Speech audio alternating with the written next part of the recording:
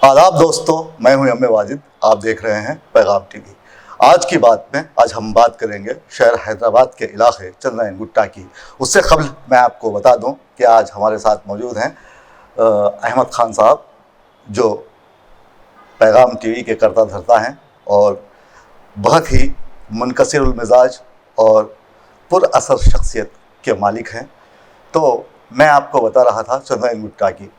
चंद्रायन गुट्टा के इलाके में आजकल नकली बाबाओं का राज है। ये बाबा करते क्या हैं, ख़वातीन को किस तरह निशाना बनाते हैं और लोगों को बेवकूफ़ बनाकर किस तरह उन्हें लूट लिया करते हैं, और ख़वातीन और लड़कियों की इस्मत की धज्जियाँ उड़ाई जाती हैं।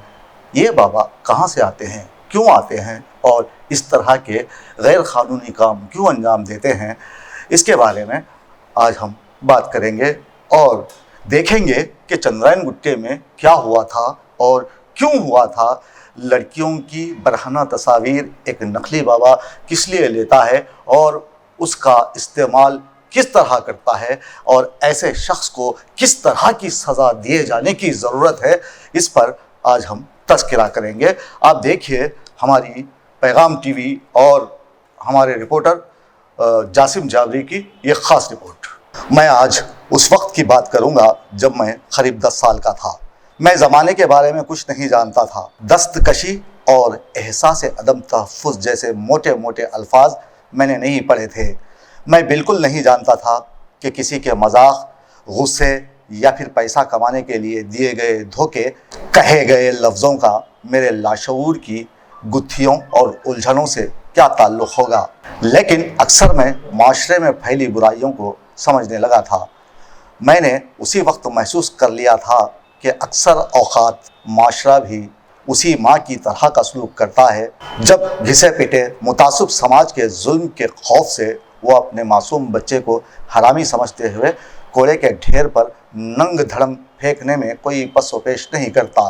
लेकिन हरामी का लफ्ज़ उन्हीं दिनों मेरी समझ में आ गया था। लेकिन अभी तक मैं ये नहीं समझ सका था कि कुदरत के निज़ाम में किस्मत और मौके की बेतरतीबी के अज़ली खेल में बच्चा कैसे बाज़ दफ़ा बच भी जाता है। मुझे अभी ये भी नहीं मालूम था कि कायनात के बहुत सारे पुरअसरार राज़ों का ऐसी ज़ाहिरी बेतरतीबी से क्या रिश्ता हो सकता है कि किसी ने कूड़े में पड़े बच्चे को उठा लिया और उसकी ज़िंदगी परवान चढ़ने लगी।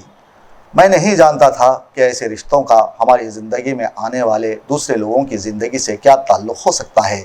मैंने साइंस नहीं पढ़ी थी, अभी मादी हकीकत के ज़ाहिर और बाहमी फ़र्क को समझ नहीं पाया था। अभी इंसानी फितरत के उतार चढ़ाव की हकीकत मेरी पहुँच से दूर थी। लेकिन उन्हीं दिनों मैं हरामी नुमा अफराद को समझने लगा था।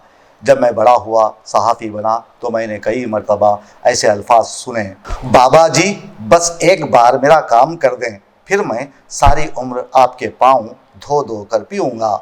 मैंने कई हरामी बाबाओं को देखा है जिनका छोटा सा आस्ताना नुमा कमरा होता है, जहाँ बाबा बैठा लोगों की परेशानियों की समाअत करता है और लोग पढ़े लिखे, बुद्धू, अनपढ़ सभी उसके अतराफ़ बैठे बड़ी आजिज़ी और इनकिसारी से बाबा जी की अक़ीदत में अपनी गर्दन खम किए मोतरज़ होते हैं। इस कमरे में लड़कियां और ख़वातीन की तादाद मर्दों से ज़्यादा होती है, जिनकी आंखों में परेशानी की रमक़ साफ दिखाई देती है। ऐसा लगता है कि अगर वो यहाँ नहीं आई तो जैसे उनकी ज़िंदगी ही ख़त्म हो जाएगी।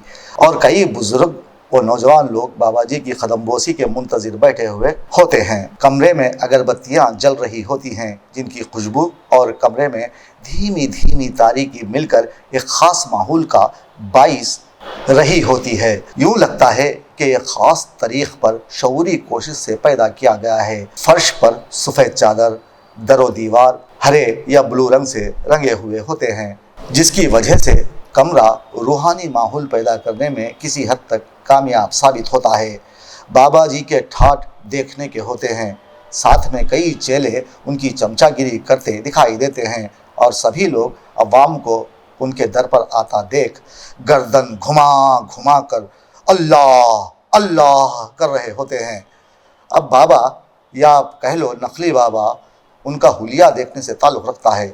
सफ़ेद बेदाग लिबास, اب تو کئی طرح کے رنگ برنگی لباس بھی یہی بابا پہننے لگے ہیں، سر پر ٹوپی، ہاتھ میں تسبیح، چہرے پر مصنوعی جلال اور آنکھوں میں دہشت لیے، گویا مخلوق خدا کو ڈرانا ہی ان کا مسلک ہو، اور یہ سب سادہ لوح کمزور اتحاد اور توہم پرستوں کے لیے کافی کشش کا باعث ہوتا ہے۔ اب یہ تمام لوگ بابا کے پاس کس لیے آتے ہیں؟ اگر یہ سوال ہے تو اس کا جواب یہی ہے کہ تمام مشکلوں، پریشانیوں، مصیبتوں سے نجات حاصل کرنا۔ کوئی خاتون اپنے شوہر کو بس میں کرنے، تو کوئی ساس پر حکومت کرنے، تو کوئی خاتون بچے کے لیے، تو کوئی کسی کو خاموش کرنے، یا پھر بے روزگاری سے چھٹکارا، من پسند محبوب جو سلمان خان کی طرح ہو، کوئی ناخلف اولاد کو سدھارنے، الغرض دنیاوی خواہشات کے حصول کے لیے یہ لوگ عاملوں، نقلی بابا کے آستانوں کو تیل فراہم کرتے نظر آ جاتے ہیں۔ یہاں آنے والوں میں مرد و خواتین دونوں شامل ہیں، لیکن زیادہ تعداد خواتین و لڑکیوں کی ہوتی ہے جنہیں اولاد نرینہ کی خواہش یہاں کھینچ لاتی ہے، اور یہاں آ کر نہ صرف وہ اپنا پیسہ ضائع کرتی ہیں بلکہ ان میں سے اکثریت ان کی ہوتی ہے جو اپنی عزت سے ہاتھ دھو بیٹھتی ہیں۔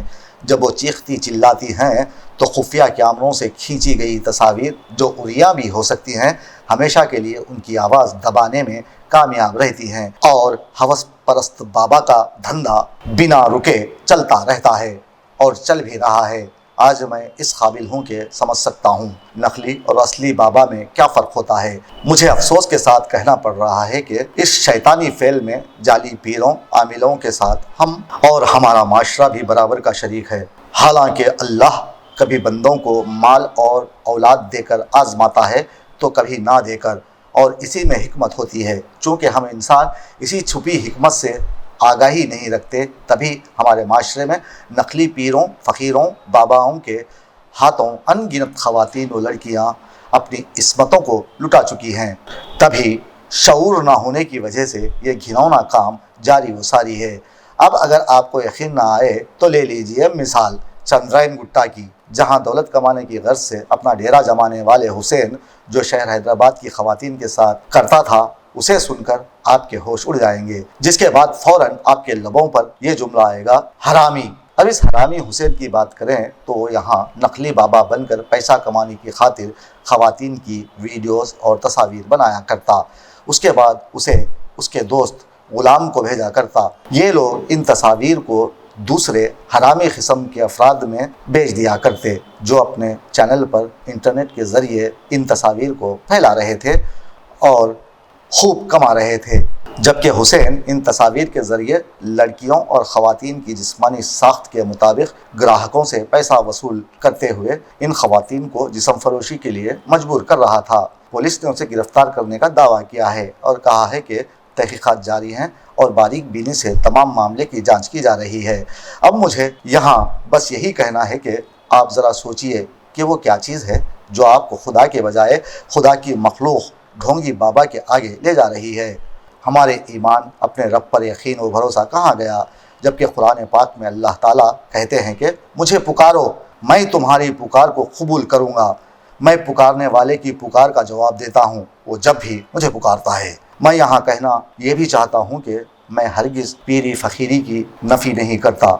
صوفی ولی اور درویش اللہ کے خاص بندے ہوتے ہیں جو ہر ایک کے لیے قابل تعظیم ہیں۔ آپ کو کہنا بس اتنا ہے کہ اللہ تعالیٰ کے سوا ہماری دستگیری کی طاقت بھی کسی کے پاس نہیں، اور اپنی دستگیری کو کھوکھلے سہاروں پر نچھاور کر دینا بے وقوفی اور خوار ہونے کے مترادف ہے۔